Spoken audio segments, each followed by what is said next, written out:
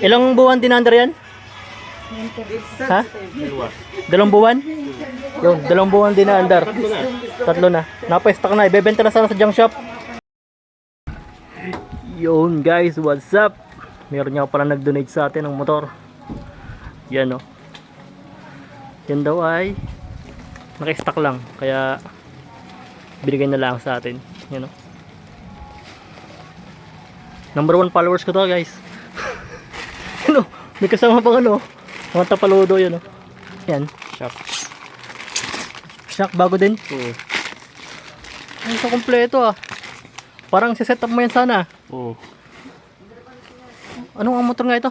CB125. CB125. Yan. Number 1 followers ko nga pala to guys. Yan.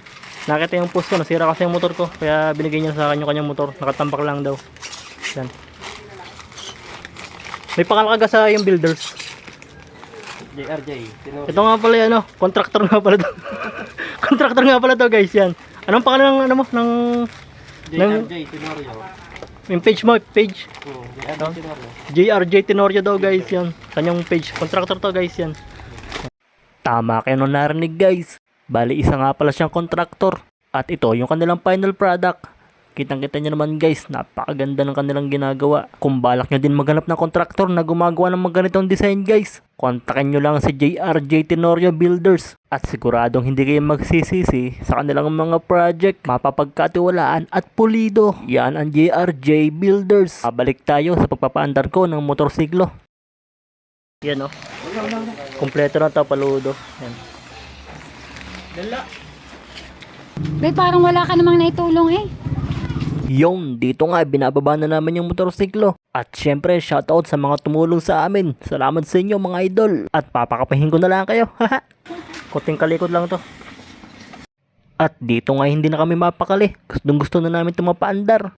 Kaya dito inumpisahan na namin itong kalikutin. At para malaman namin kung kaya pa nga itong paandarin. Astig naman ang kanyang ano. Disc brake. Ang galing mo maging sa kapabuhat ka. Mga straight na.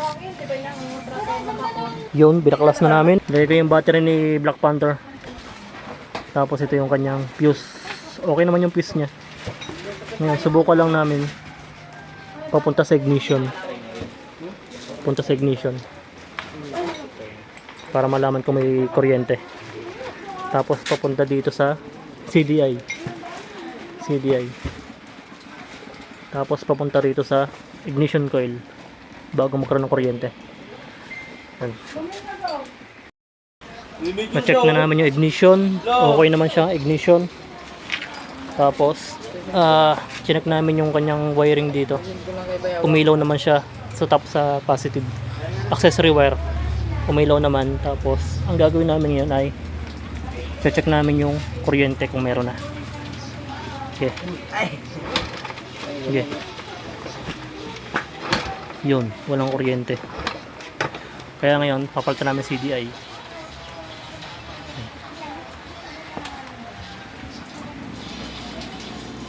Tangan na mo na one top ng ano yung Doro. Ito na. Yung loss. You know. Under na to. Okay na. Okay na yung CDI, okay na yung wiring, okay na yung kuryente. Ngayon papanda rin naman. Pero wala pa rin yung kanyang ano. Wala yung ano dyan. Indication. Dito lang yan. Dito lang yan. Baka pundi na. Baka pundi na. Mapandar to. Okay, update na lang. Wala ilaw. Yan. Nakabit na namin yung ignition. Subukan namin pandarin. Kaya wala pa tong gas. Yan o. Meron lang siya konti lang. May tangke. Okay, start. Nandar na. Oh. Nadalit ko yung Holy Crystal. Oh. Andar.